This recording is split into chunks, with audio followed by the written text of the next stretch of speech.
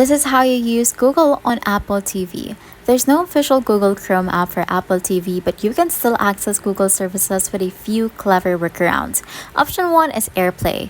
Open Google Chrome on your iPhone, iPad, or Mac and swipe up or click the AirPlay icon to mirror your screen.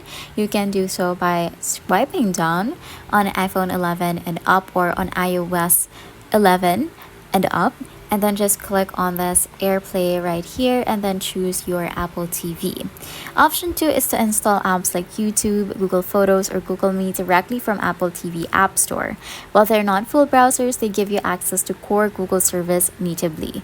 If you need a browser, try using third-party apps like Air Browser or Web for Apple TV. These apps rely on your iPhone but let you control browsing directly from your Apple TV remote. Just remember that most web-based tasks will still rely on AirPlay since Apple TV isn't really built for web surfing.